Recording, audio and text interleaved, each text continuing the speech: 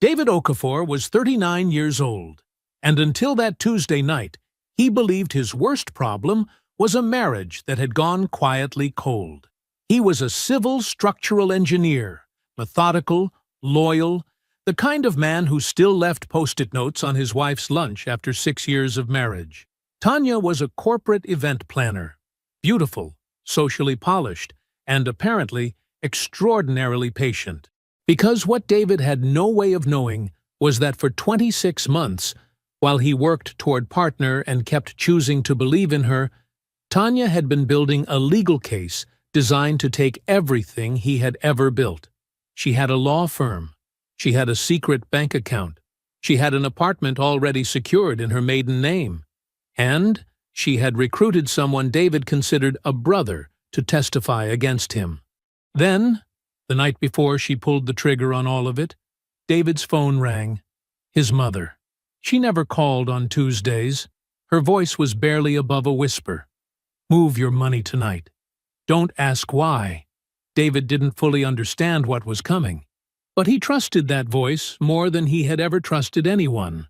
So he moved the money. And the next morning, a process server walked into his firm and asked for him by name. Tanya had planned for every version of David, except the one his mother just created. Before we jump into the story, comment where in the world you are watching from and subscribe, because tomorrow's story is one you need to hear. The alarm never had a chance. David Okafor was already awake at 5:47 a.m., standing at the kitchen counter in a pressed charcoal shirt, his tie draped over the back of a chair, his briefcase packed and latched by the front door. The coffee was brewing, his lunch was made. He was writing a post-it note in his small, even handwriting, chicken and rice in the blue container. "Don't forget your 3 o'clock," and sticking it to the handle of Tanya's lunch bag before placing it on the second shelf of the refrigerator, right where she'd see it. He had been doing this for 11 years. She had stopped saying thank you for it sometime around year 9. He noticed. He didn't say anything. That was David Okafor in 4 words. He noticed, said nothing. Not because he was weak, not because he didn't care, but because David processed the world the way he processed structural blueprints, methodically, completely, and without rushing to conclusions he couldn't yet support with evidence. He was a civil structural engineer at Hartfield & Crane, one of the most respected firms in the city. In 3 months, if the vote went the way everyone expected it to go, his name would be added to the letterhead.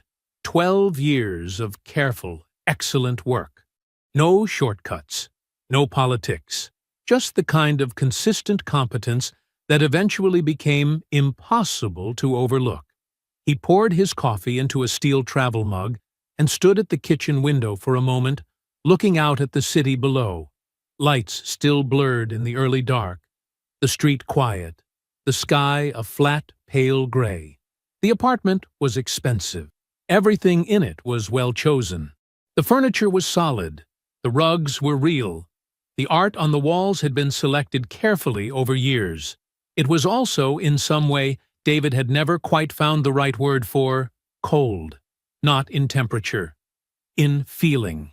The kind of cold that settles into a space when 2 people have slowly, quietly, stopped filling it with anything warm. He took a sip of coffee. Tanya was still asleep. She wouldn't be up for another hour and a half. She had a networking dinner last night, her 3rd this month, and had come in after midnight, while David lay still in the dark, listening to the careful sounds of a woman who was trying not to wake someone. He had stayed very still. He was good at that. They had been together 12 years, married for 6, no children. A grief that lived in a quiet room inside David that he did not open often. Tanya had redirected that particular loss into her career, into her social calendar, into a version of their life that looked full from the outside. David was good at noticing the difference between what looked full and what actually was. He had noticed, for example, 14 months ago, when Tanya started password protecting her laptop. She had always been private with her phone. But the laptop was where they used to book vacations together, pull up recipes, file taxes side by side at the dining table.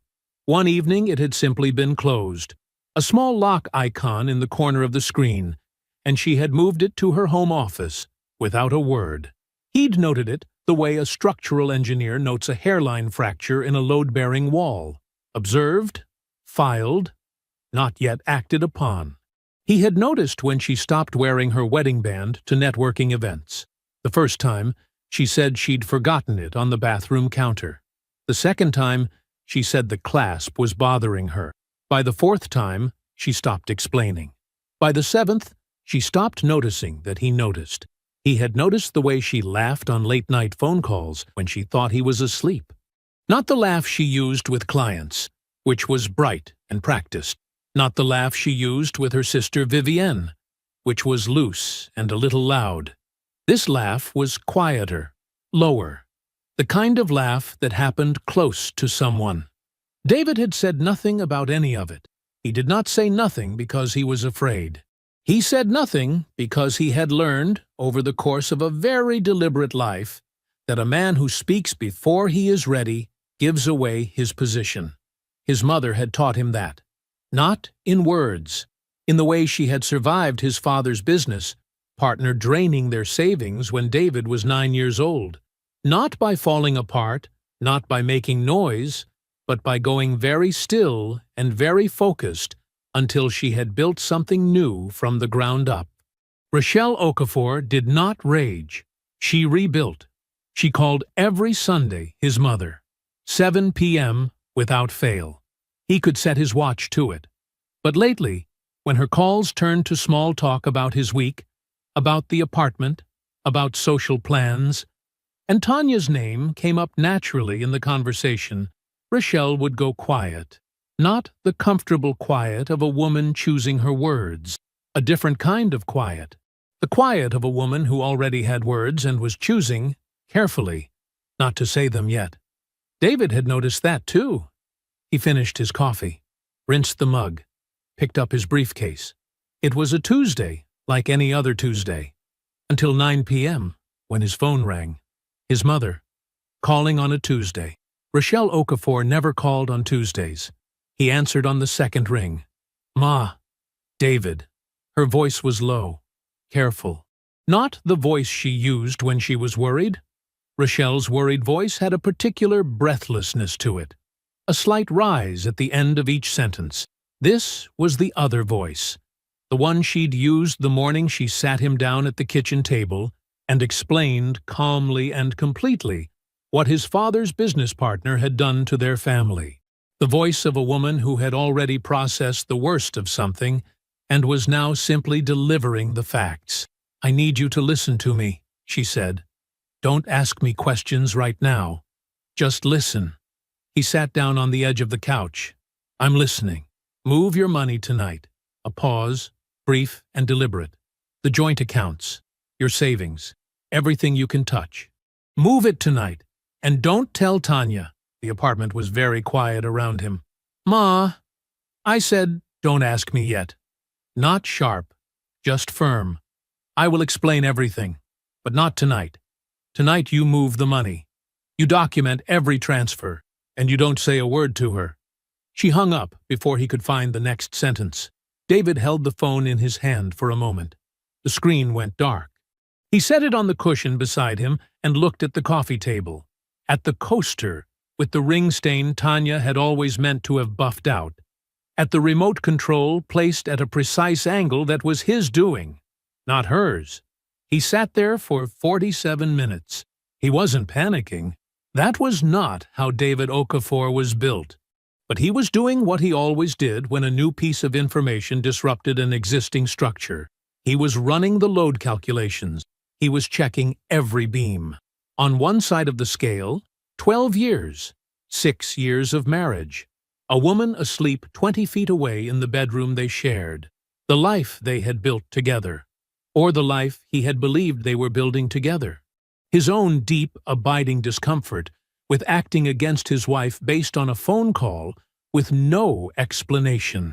On the other side of the scale, his mother, who had never, not once in 39 years, given him bad information, who was precise and measured in all things, and would not have called on a Tuesday night, and told him to move his money without a reason that warranted it.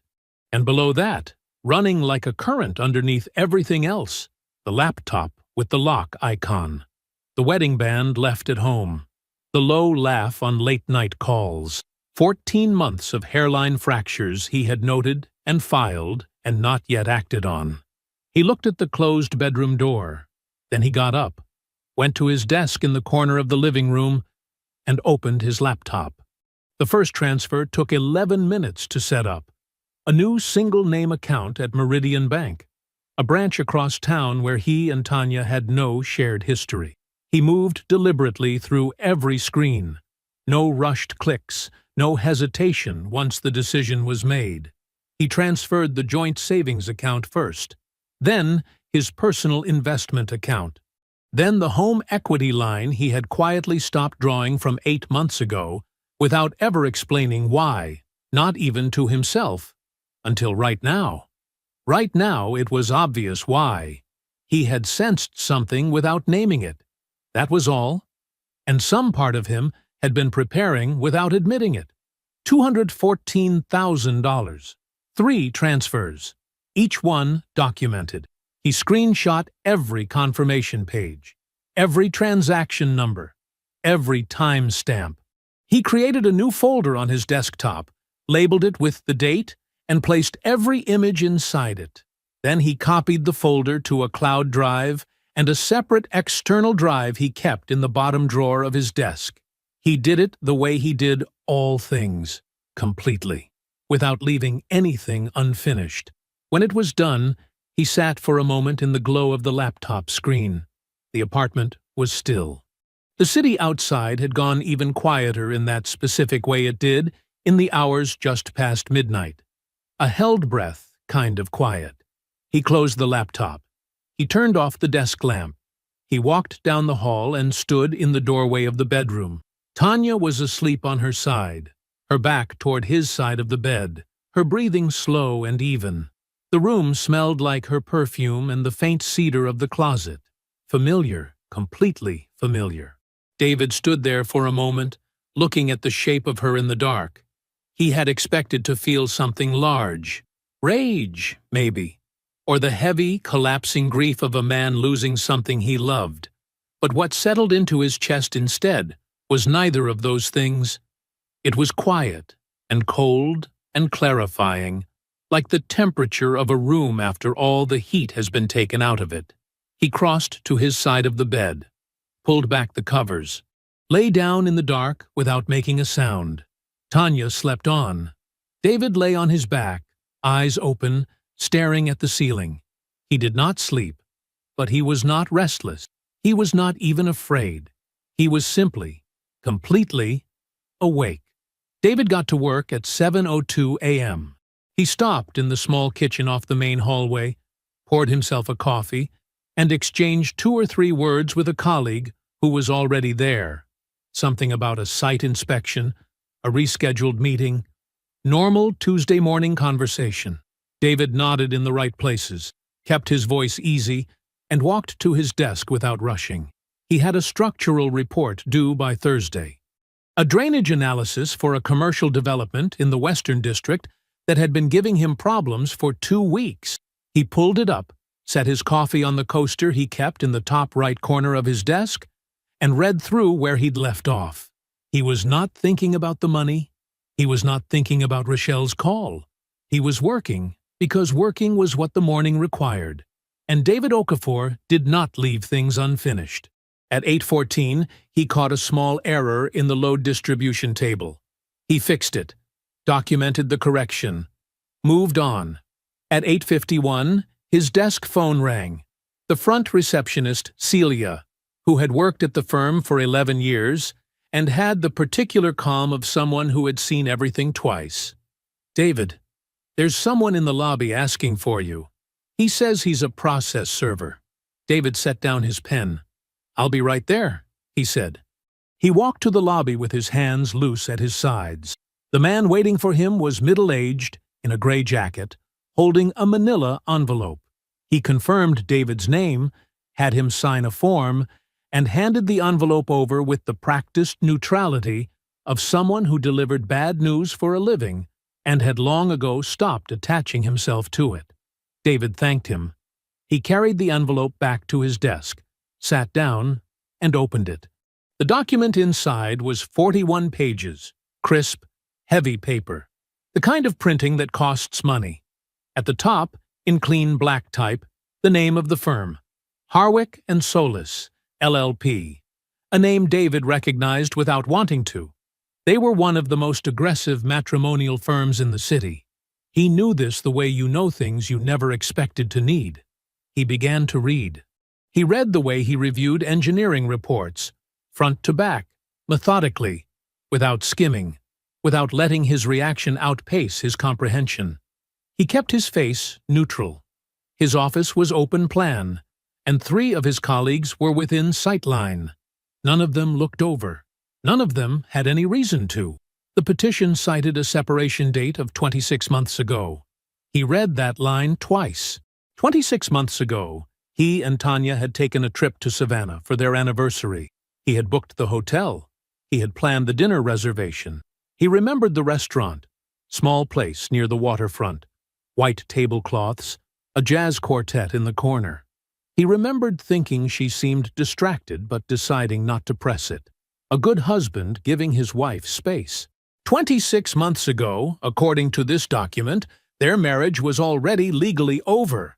And because of that claimed date, Tanya's attorney would argue that she was entitled to a portion of everything David had earned in the 2+ years since, including his projected partnership bonus, listed here in the petition with a specificity that stopped his breath for exactly 1 second before he controlled it. They had listed the bonus, the projected range, the likely structure. David looked at that section for a long moment. That number was not public.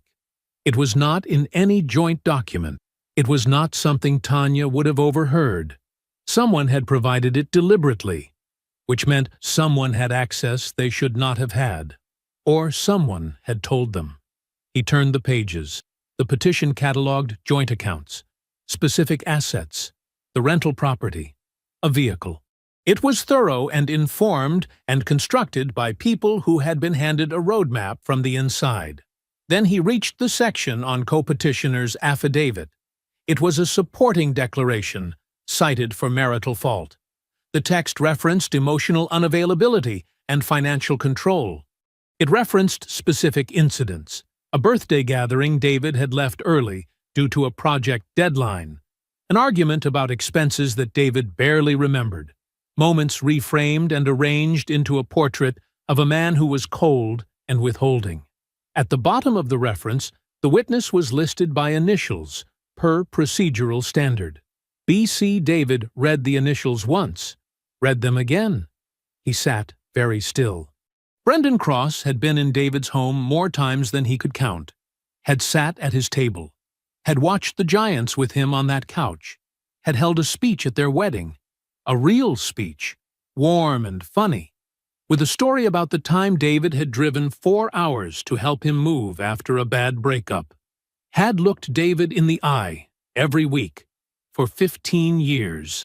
B.C. David read the document a second time, cover to page 41. He did not skip a line. When he finished, he folded it along its original crease and placed it in his briefcase. He picked up his phone and sent a text to his mother. "You knew. Thank you. I need Phyllis Drummond's number." 3 dots appeared almost immediately. Then a contact card. She had already looked her up. David set the phone face down on his desk. He opened the bottom drawer and removed a fresh yellow legal pad. He set it in front of him, uncapped his pen, and wrote 2 words at the top of the first page. Everything. Documented. David pulled up to his mother's house at 6:43 p.m. The porch light was already on. It was always on when she knew he was coming, and sometimes even when she didn't. A habit from the years she'd spent raising him alone, keeping the light burning on the off chance he'd need to find his way home in the dark. He sat in the car for a moment before going in. The street was quiet. A neighbor's sprinkler clicked through its rotation. Somewhere down the block, kids were still outside, their voices carrying in the cooling evening air. Ordinary sounds from an ordinary Tuesday. The kind of sounds that had no idea what kind of day it had been. He got out of the car and went inside. Rochelle was at the kitchen table. 2 cups of coffee, already poured.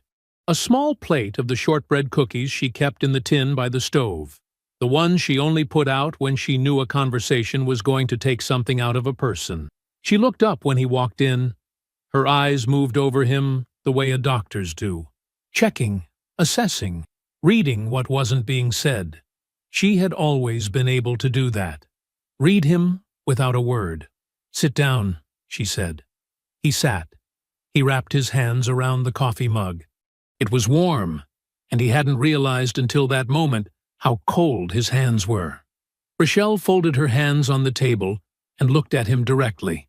3 weeks ago, she said, I got a phone call. She told him everything. Vivian Hargrove had called her on a Thursday morning. Tanya's younger sister, whom Rochelle had met only a handful of times over the years at family gatherings.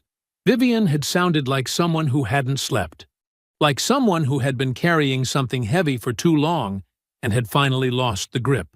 She told Rochelle that Tanya had been meeting with a divorce attorney for over 2 years, not just consulting, building a case, building a timeline, constructing a picture of the marriage that would hold up in court and hold David accountable for years of earnings he'd accumulated, while Tanya had already, in her own mind, walked out the door.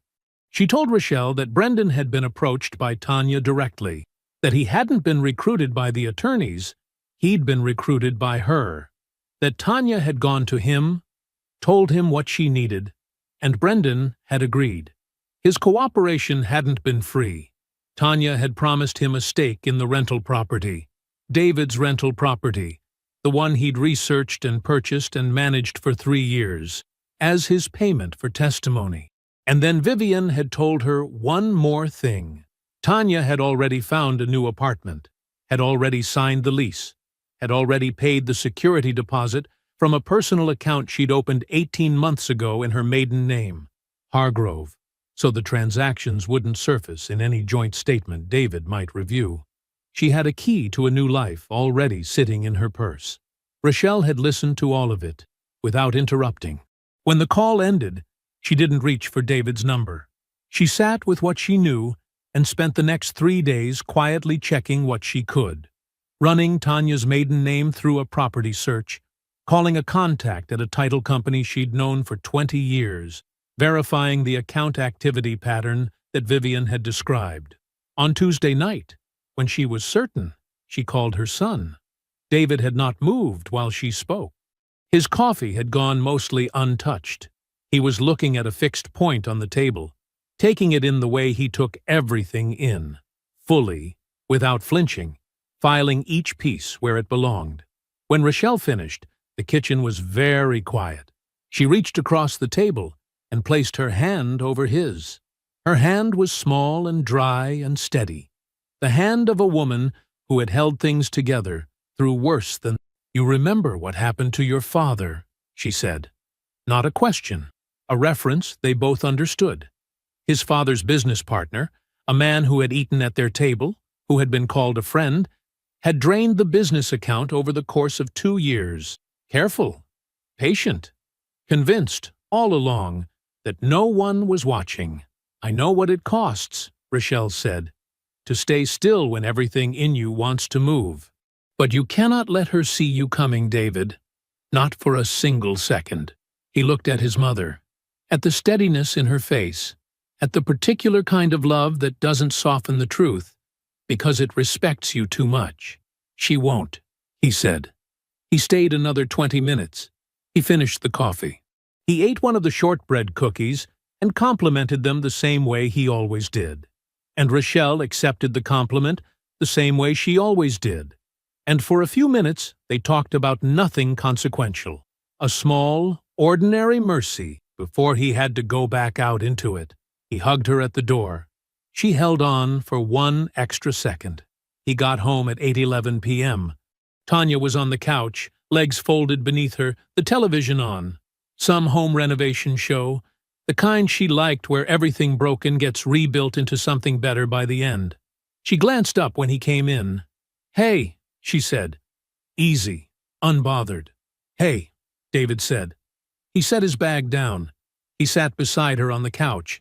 He looked at the television.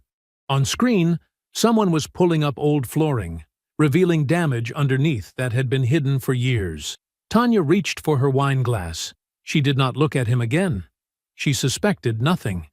David called attorney Phyllis Drummond at 7:52 a.m. He had not slept much. He hadn't expected to.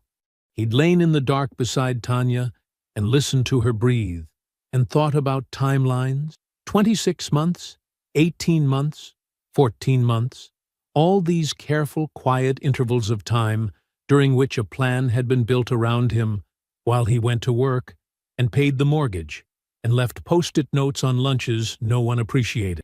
The phone rang twice before a receptionist answered. David gave his name. He said it was urgent. He said Attorney Drummond had been referred by Rochelle Okafor. The receptionist put him on hold for less than a minute. "Mr. Okafor." The voice that came on was even and unhurried. Not warm exactly, but steady in a way that felt better than warm. "I have a 2:30 opening this afternoon. Can you make that?" "Yes," David said. "Bring everything you have." Phyllis Drummond's office was on the 14th floor of a building downtown. Clean lines, good light, the kind of space that communicated competence without trying to impress anyone. There were no motivational phrases on the walls, no decorative scales of justice, just bookshelves, organized files, and a desk that looked like actual work happened on it every day. Phyllis herself looked exactly like her voice. A black woman in her early 50s, natural hair pulled back, reading glasses on the edge of her nose, a dark blazer that fit like it had been made for her specifically. She stood when David came in and shook his hand with a firm, brief grip, then gestured to the chair across from her desk. "Sit," she said. "Show me what you have." David opened his briefcase and placed the documents on her desk in the order he'd organized them that morning. The divorce petition first. All 41 pages, paper-clipped by section. Behind it, the printed transfer confirmations with timestamps. Behind that, the screenshots he'd taken of each step in the transfer process, the account numbers, the balances before and after. Phyllis picked up the petition. She read. She did not react. She turned pages with the steady efficiency of someone who had read 100 documents like this one and understood not just what each word meant, but what each word was trying to do. It took her 11 minutes. She set it down and picked up the transfer records. These she reviewed more quickly, running a finger down the page, cross-referencing dates, checking timestamps against the service of process notation on the front of the petition. Then she set everything down and looked at David. "The transfers are clean," she said. "You moved before service of process and before any legal hold was in place. The documentation is thorough. Frankly, more thorough than most clients manage even with guidance." She paused. "Was that natural for you, or did you know to do it?" "Both," David said. She nodded once, like that told her something useful. "The separation date they're claiming, 26 months, that's an aggressive position. It's not impossible to argue, but it requires evidence. Evidence of a genuine, established separation that your wife maintained consistently during that period. Separate finances, separate living arrangements, a documented record of parallel lives." She folded her hands. "She was living in your home, using your accounts, attending functions with you. That's not separation. That's performance. We'll challenge it, and I expect we'll win that challenge." "And the affidavit," David said. Phyllis's expression did not change. "The affidavit from BC is only dangerous if the claims inside it can be substantiated. Testimony that can't be backed up by evidence isn't testimony. It's noise, and it will face full deposition." She let that land for a moment. We will depose him. He will be asked to support every assertion under oath. If he can't, and I suspect there are reasons he won't be able to, the affidavit collapses. She picked up her pen. I have one question for you, Mr. Okafor, and I need you to think before you answer it. She looked at him directly. Is there anything she can use against you? David thought about it. He thought about it the way he thought about every serious question. Genuinely, without rushing to an answer he wanted to be true. He thought about the years, the lunches with the post-it notes, the rental property he had researched alone, purchased alone, managed alone, the vacations he had planned, the dinners for her family he had paid for without being asked and without keeping score. Until now, when keeping score turned out to matter enormously. He thought about who he had been in this marriage, the kind of husband he had been. No, he said. I've been a good husband. He paused. That was the problem. Phyllis held his gaze for a moment. Then she uncapped her pen. Good, she said. Then we build. She gave him his homework directly. No preamble, no softening. A complete financial chronology of the marriage. Every shared contribution, documented. Every home improvement, with cost. Every vacation. Every gift to Tanya's family. The birthday dinners. The graduation presents. The money sent to her mother twice when things were tight for that side of the family. All of it. Receipts where he had them. Bank statements where he didn't. His own memory organized into a timeline and cross-referenced against what the records could confirm. People underestimate how much they've given, Phyllis said. Don't underestimate it. Write it all down. He was at his desk by 7 that evening. He had his laptop open, a legal pad beside it. A cup of coffee he kept reheating in the microwave because he kept forgetting it was there. He pulled up 6 years of bank statements. He pulled up email threads from contractors, from the vacation rental site, from the home improvement store where he'd bought the materials to redo the guest bathroom himself over a long weekend 2 years ago. He wrote everything down. He wrote down the $4,200 he'd wired to Tanya's mother during the rough patch in 2021, the one Tanya had called him crying about at work, and he'd transferred the money before she'd even finished explaining. He wrote down the anniversary trip to Portugal, flights, hotel, the cooking class she'd wanted to take, the jewelry she'd seen in a shop window, and he'd gone back for a loan the next morning. He wrote down the roof repair, the new water heater, the refinished hardwood floors that now looked like the floor in a magazine. He wrote it all down. Just past midnight, he organized the documents into a single folder on his desktop. He looked at it for a moment. Then he typed the label and hit enter. The record. The call came 2 days later, just after noon. David was at his desk reviewing load calculations for a bridge support retrofit when his phone buzzed. Rochelle. He picked up on the second ring. Vivian will meet with you, she said. No preamble. This afternoon if you can make it. Here, at the house. I'll be there at 4, David said. He went back to his calculations. He finished them. He submitted the file. Then he drove to his mother's house. Rochelle opened the door before he reached the porch. Inside, the house smelled the way it always did. Coffee and the faint sweetness of the candles Rochelle kept on the bookshelf in the hallway. The kitchen table had 3 chairs pulled out and a plate of sliced fruit in the center that nobody was going to eat. Vivienne was already seated when David walked in. She was younger than he'd pictured. 34, he knew, but she looked younger than that right now. She had Tanya's same sharp cheekbones, the same dark eyes, but none of Tanya's polish. She sat with her hands folded in her lap, shoulders slightly inward, the posture of a person who had already rehearsed an apology and wasn't sure it was enough.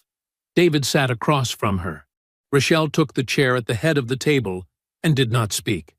"Thank you for coming," David said. His voice was calm, even. He meant it. Vivian looked up at him, then back down. "I should have called sooner," she said. "I knew things I shouldn't have stayed quiet about. I just..." She stopped, pressed her lips together.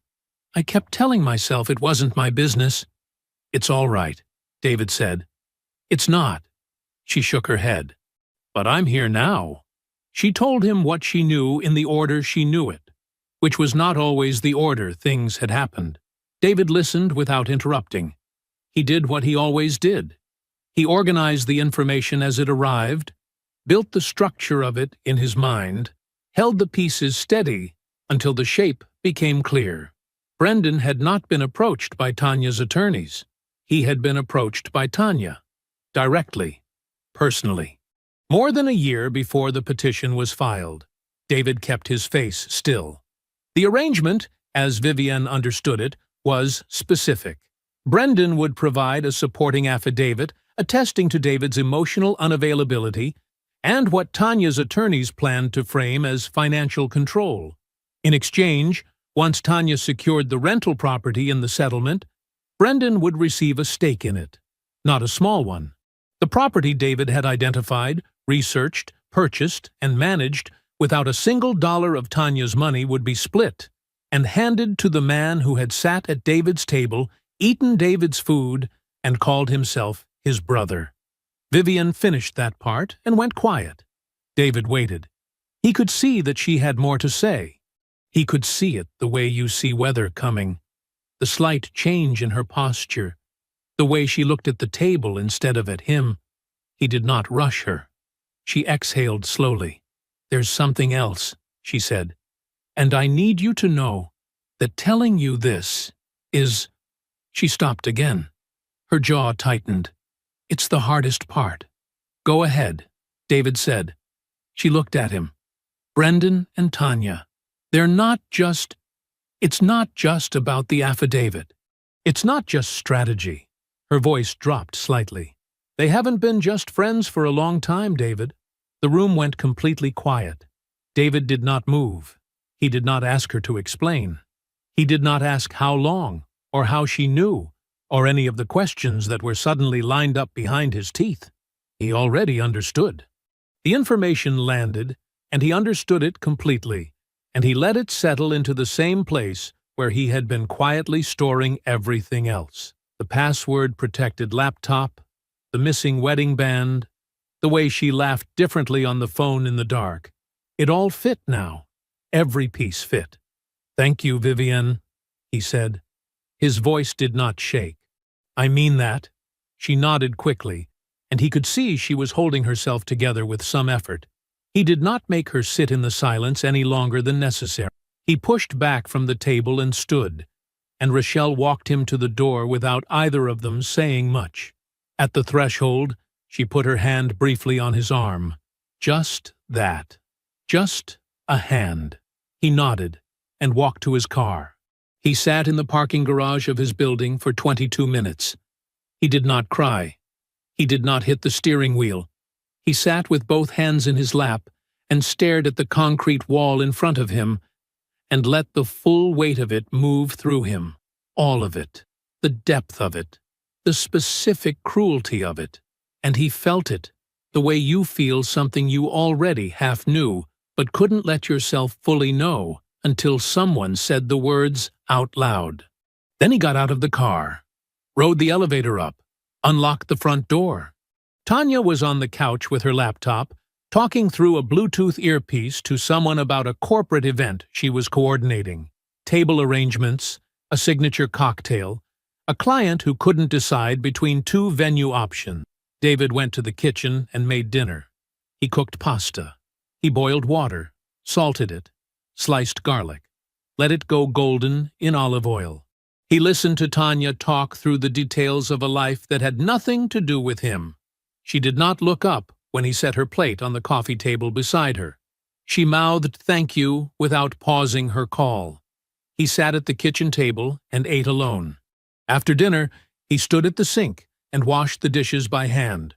Both plates, both sets of silverware, the pan, while the television came on in the next room, and Tanya settled into the couch cushions.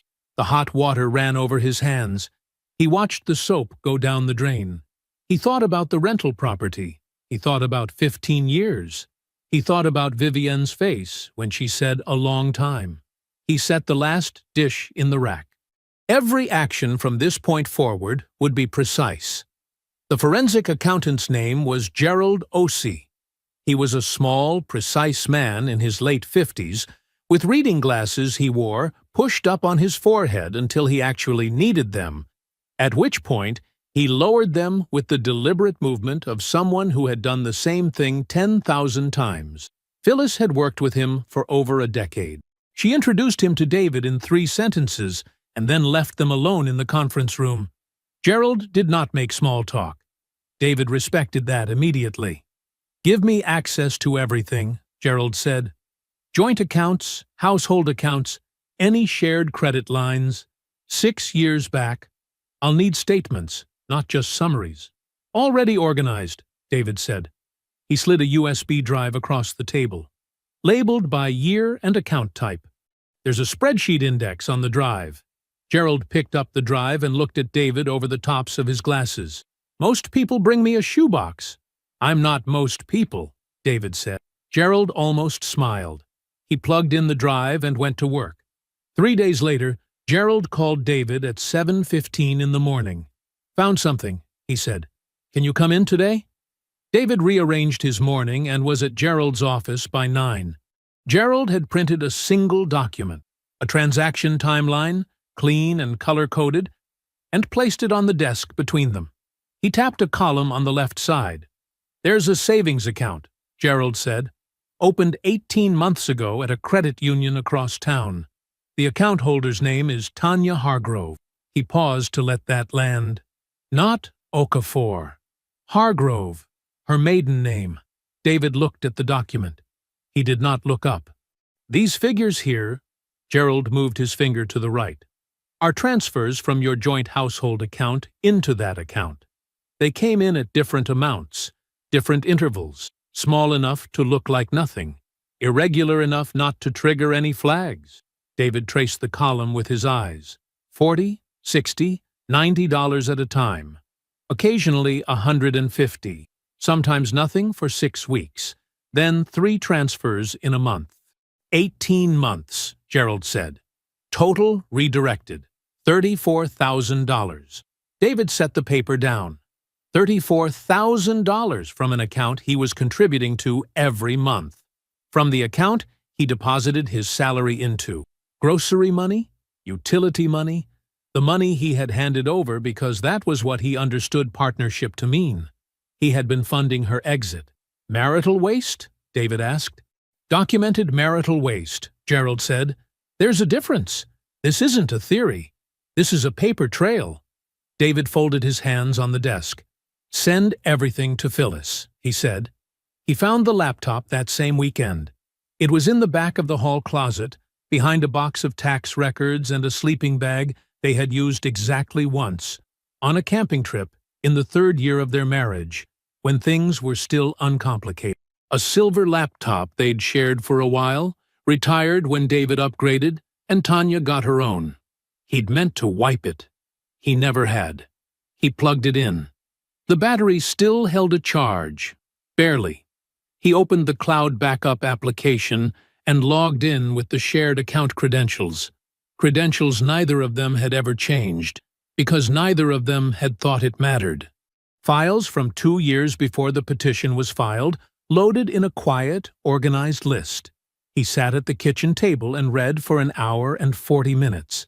The messages between Tanya and Brendan were not explicit. They were careful.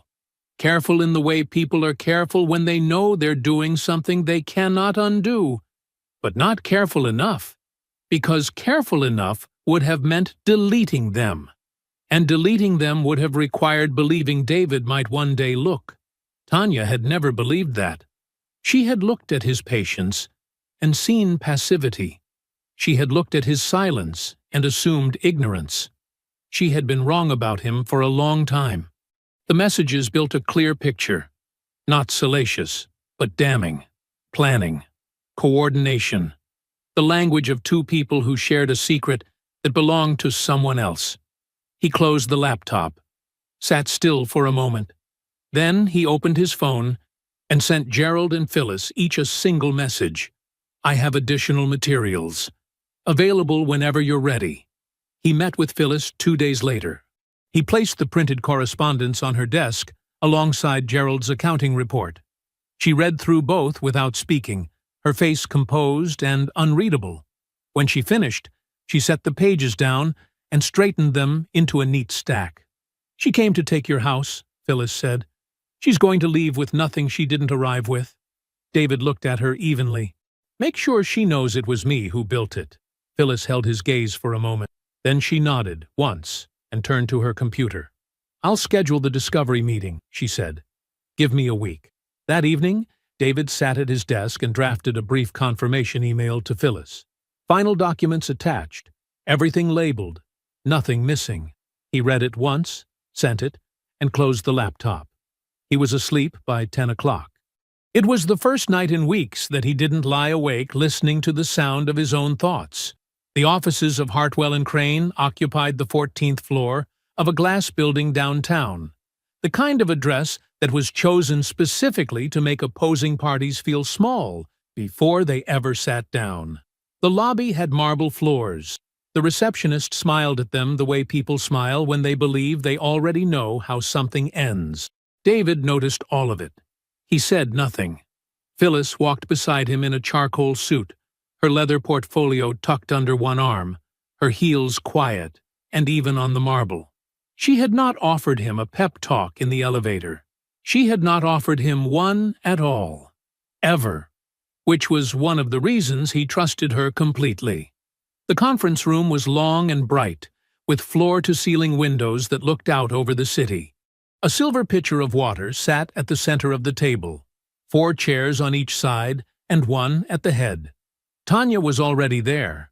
She sat at the far end of the table in a cream blazer, her posture perfect, her expression composed. She looked polished and prepared, the way she always looked in rooms where she needed to perform.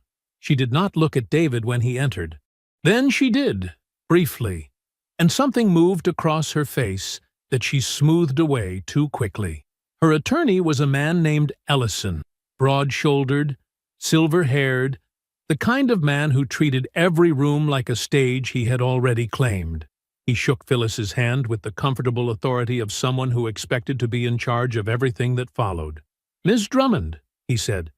"Good to finally put a face to the name." "Mr.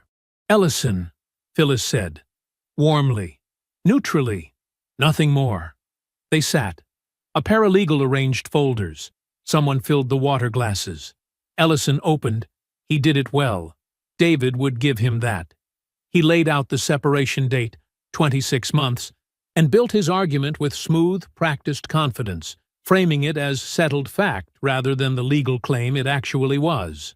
He referenced David's projected partnership earnings with precision, citing figures that could only have come from documents Tanya had accessed directly. He flagged the rental property, described it as a jointly leveraged marital asset, and he did it with the kind of tone that suggested disagreement would be not just futile, but embarrassing. Then he referenced the affidavit. "We have supporting testimony," Ellison said, "from a long-standing mutual acquaintance, speaking to a pattern of emotional unavailability and financial gatekeeping within the marriage. The affidavit is substantive. It will hold." He said it the way men say things when they expect no one to push back. He set his pen down and looked across the table with the patient expression of a man waiting to be offered a settlement.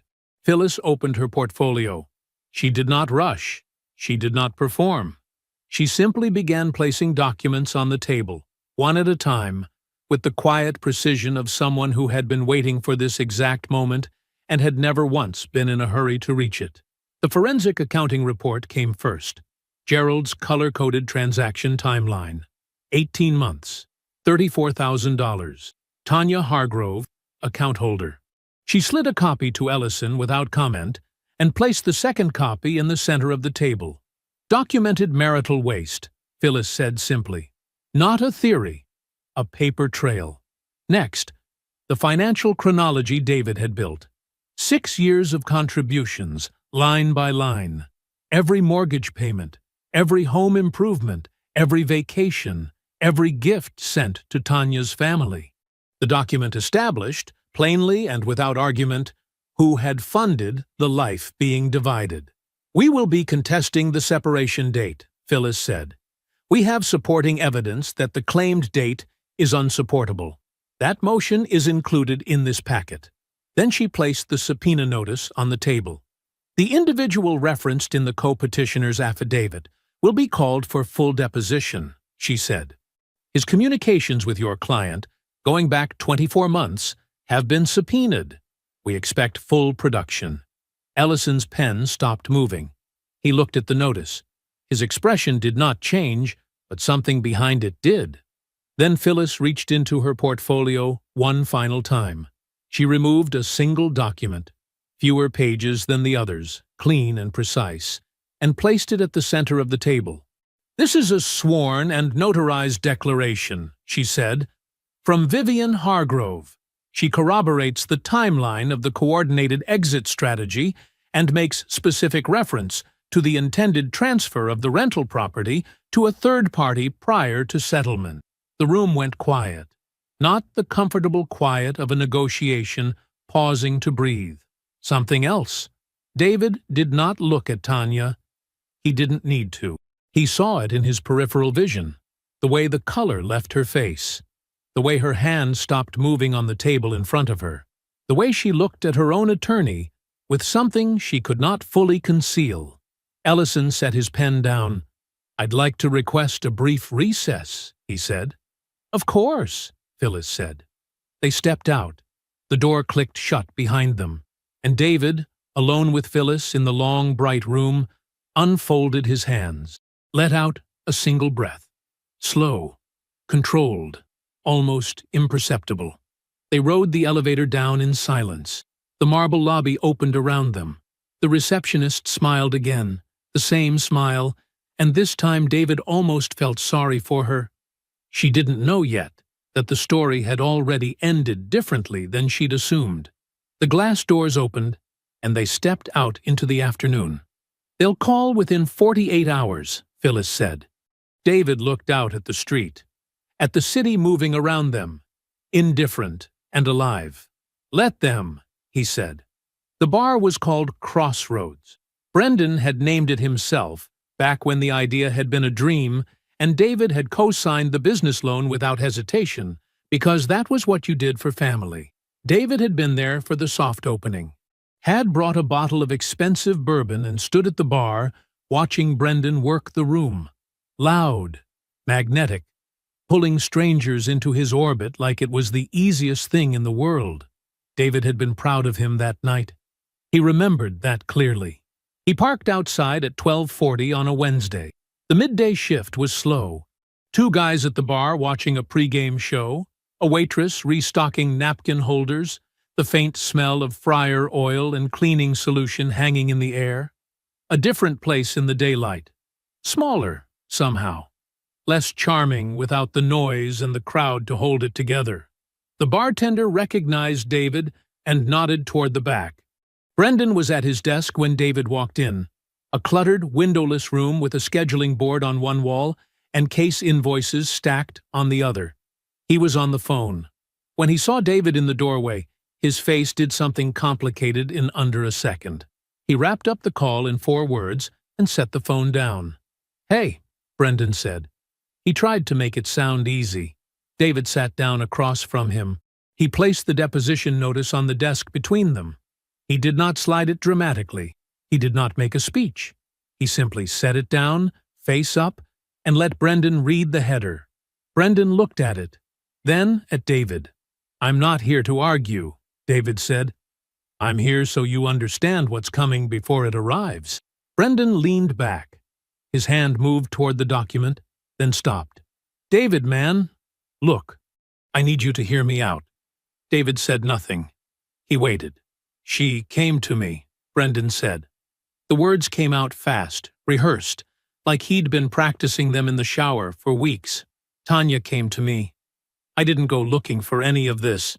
She told me you 2 had already been done for years, that it was just about getting out clean, and that—" "I know. I know how it sounds. I know. He rubbed the back of his neck. It wasn't supposed to go this far. That's the truth. He looked up, and for a second, David could see something real in his face. Not remorse, exactly. More like the look of a man who had told himself a story so many times he was only now hearing how it sounded out loud. David let him finish. Let the silence sit there for a moment after. The deposition is going to ask you to support specific claims, David said. Emotional unavailability, financial control. You put your name behind those words. He paused. Can you substantiate them, Brendan? Because you've been in my home. You've sat at my table. You've watched me in a marriage for 6 years at close range. He looked at him steadily. What are you going to say when they ask you to give examples? Brendan's jaw tightened. He didn't answer. When you can't substantiate them, David continued, and you won't be able to, the liability shifts. The affidavit stops being a weapon and starts being a problem. Your problem. He let that land. This bar has a co-signed business loan. You should talk to someone about what exposure looks like before you sit in that deposition chair. Brendan opened his mouth, closed it. David picked up his copy of the notice, stood, and walked out. He did not look back. He didn't need to. The apartment walk-through began at 6 o'clock. Both attorneys were present. A neutral third-party assessor moved through the rooms with a clipboard, while Ellison stood near the window and Phyllis stood near the door, and the whole thing was conducted with the careful, managed quiet of people performing a legal function rather than a human one. Tanya stood in the living room. She was dressed well, as always, but something in the way she was holding herself had changed since the conference room. The posture was still correct. The composure was still assembled. But the certainty underneath it, the particular kind of confidence that comes from believing a plan is bulletproof, that was gone. David could see its absence, the way you can see where a picture used to hang. When the assessor moved into the bedroom, Ellison followed. Phyllis stayed near the door and gave them a nod. David looked at Tanya. I need you to know one thing, he said. His voice was quiet, steady, the voice of a man who has already done the grieving and arrived somewhere past it. I knew something was wrong for a long time. I kept choosing to believe in you anyway. He paused. That wasn't weakness. That was who I am. And it is the reason that everything you tried to take is still mine. Tanya said nothing. Her eyes were fixed on a point just past his shoulder.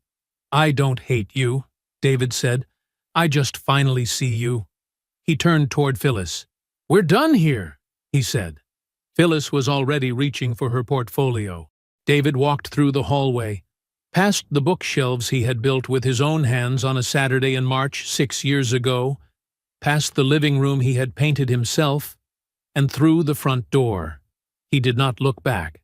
14 months later, the living room was a different color. David had repainted it himself, same as before. A deep, warm charcoal. The color he'd wanted for years, and Tanya had always waved off without looking up from her phone. Too dark, too heavy. It'll make the whole room feel small. The room didn't feel small. It felt like his. He was at the kitchen table now, a Sunday evening in late autumn, a structural blueprint spread open in front of him, and a mug of coffee sitting at the edge of it, long since gone cold. The kind of work he brought home not because he had to, but because he genuinely wanted to, because partner meant he chose his projects now. And the project on the table was a pedestrian bridge commission he'd lobbied for himself. Something that would be built.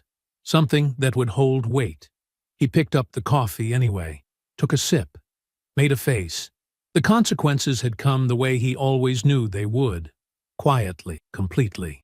In the way that real things do, without drama or announcement. Tanya received nothing from the rental property. The $34,000 in redirected marital funds was deducted from her settlement before her attorney could build a single argument around it. The separation date her team had staked everything on, 26 months, carefully constructed, meant to carve out a piece of everything David had built, was rejected. The judge had reviewed Phyllis's documentation, and the motion had not survived contact with the actual record. She had relocated. The apartment she'd secretly secured in her maiden name, the one she'd been so careful about, the one that was supposed to be a fresh start. It was a significant step down from what she'd planned on.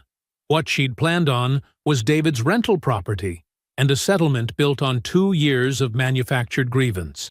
What she got was a 1-bedroom she could afford on her own income, in a neighborhood that was not the one she'd had in mind. The professional network she'd spent 6 years building, the event industry contacts, the corporate clients, the carefully maintained friendships with people she'd met through David's firm dinners and David's colleagues and David's reputation, had thinned out the way smoke does in an open room. Slowly, and then all at once. The people who had been genuinely his drifted back, naturally, without being asked. The rest had moved on, because people who build their connections through proximity to someone else tend not to last when the proximity ends. David didn't think about her often. When he did, it was without heat. Brendan's deposition had been a quiet disaster. He had sat in that chair and been asked one by one to substantiate the specific claims in his affidavit, to give dates, to give examples, to name a single instance of financial control, of emotional unavailability that he had personally witnessed at close range over 15 years of friendship and 6 years of watching a marriage from inside it. He could not. He recanted 2 key assertions before the session was halfway through. His attorney, brought in at the last minute, visibly underprepared, had tried to walk it back as clarification. No one in the room was fooled. The audit came later. A separate matter surfaced through the deposition process, a discrepancy in the bar's accounts that had nothing to do with David and everything to do with Brendan's own record-keeping. It was still ongoing. He had not received the rental property. He had not received anything Tanya promised him. He had received the full and unambiguous weight of what he'd chosen. David had heard through mutual acquaintances that Brendan didn't come up much in their old social circle anymore. Not because anyone had announced anything, just because questions had been asked that he couldn't answer cleanly, and people had drawn their own conclusions in the silence. David had not said a word against him to anyone. He hadn't needed to. He was seeing ADZ. That was how he thought of it, quietly, without making it into something it didn't need to be yet. She was an architect. She worked in sustainable design and talked about load-bearing structures the way David talked about them, with genuine enthusiasm, the kind you couldn't fake. She laughed with her whole face. She asked him questions and then actually listened to the answers. She had come to the apartment twice. The second time, she'd stood in front of the new art on the wall. A large canvas print he'd bought the month after the divorce was finalized. Warm ochre tones, clean geometric shapes. Something Tanya would have dismissed without looking at it twice, and said, "This is exactly right for this room." He had thought about that for several days afterward. His phone buzzed on the table beside the blueprint. He knew before he looked. Sunday evening, right on schedule, the way it had been every Sunday for as long as he could remember. Only longer now. Lighter. He picked up on the first ring. "Hey, Ma. How's my son?" Rochelle's voice came through warm and steady. David looked up from the blueprint, looked around the apartment, the charcoal walls, the shelves he'd built, the art he'd chosen, the life he had rebuilt on a foundation no one had been able to touch because he had laid every beam of it himself. Good. He meant it completely.